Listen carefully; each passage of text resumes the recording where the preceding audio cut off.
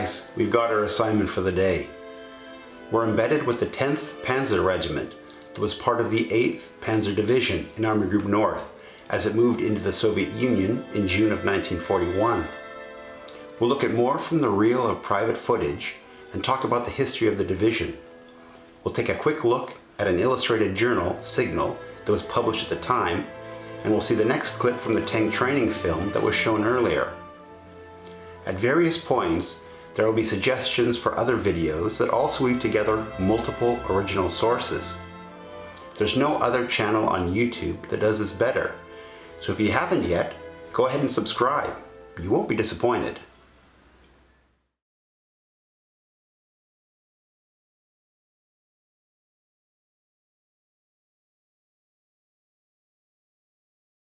This is a situational map from June 21st, the day before Operation Barbarossa began. We'll be looking at Army Group North, which was tasked with advancing through the Baltic states and taking Leningrad. The Army Group was allocated 20 infantry divisions, 3 motorized infantry divisions, and 3 panzer divisions. Standing in their way within the 800-kilometer stretch were 18 to 20 Soviet infantry divisions, 8 or 9 mechanized brigades, and 2 cavalry divisions.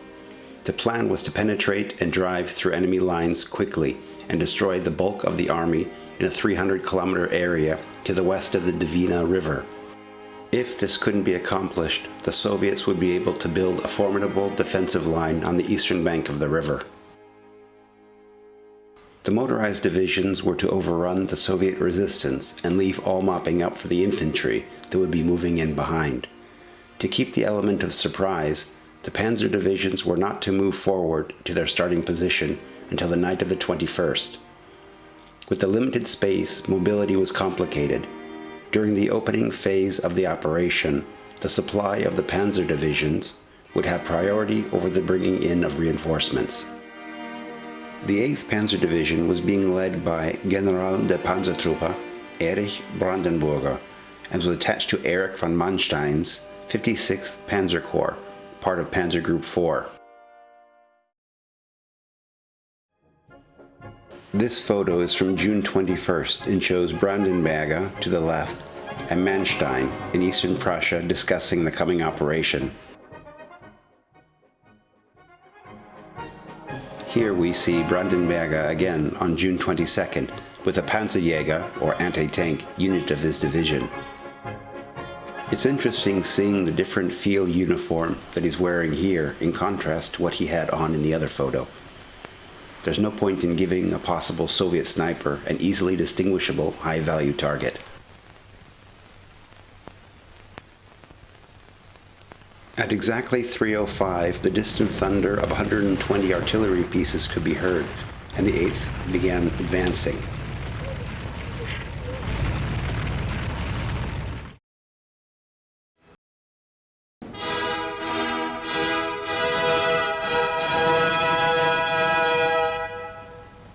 A subscriber asked me to confirm that the crosses shown next to the names of correspondents in the opening Deutsche Wochenschau credits mean that they were killed in action, and that's correct.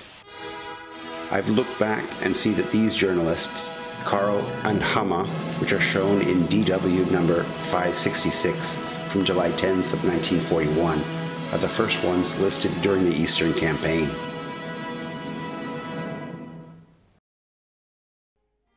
Erich Brandenberger maneuvered the division skillfully along a gap between enemy units where they encountered little resistance.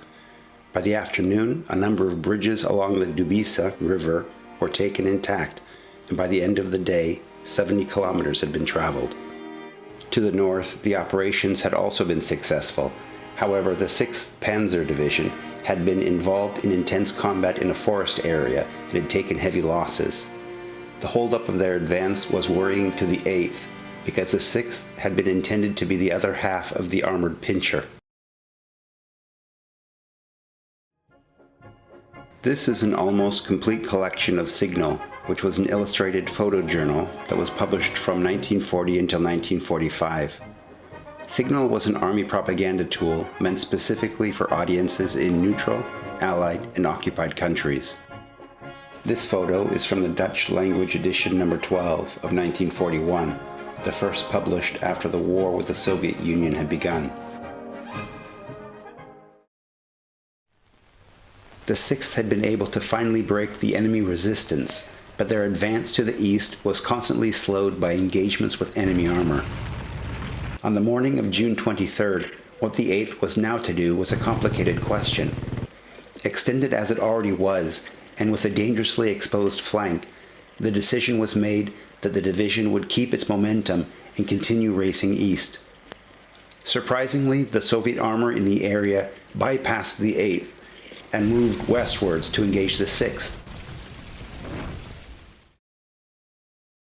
At 1:50, word was sent back to headquarters that it would be possible to send a relieving force to support the 6th, but headquarters again insisted that the division continue its eastern advance. It would stay in contact with the 6th in order to react if necessary. However, the objective would be to seize the city of Kadynai, which would bring relief to the units to the north by eliminating the retreat route to the southeast of the enemy units engaging them. By the evening, the 8th Panzer Division had managed to take the town of Josvinai, just 10 kilometers west of Kadynai, and had so far only encountered weak resistance. Everything had gone smoothly for the division, but aerial reconnaissance had located 350 enemy tanks nearby that would certainly soon have to be dealt with.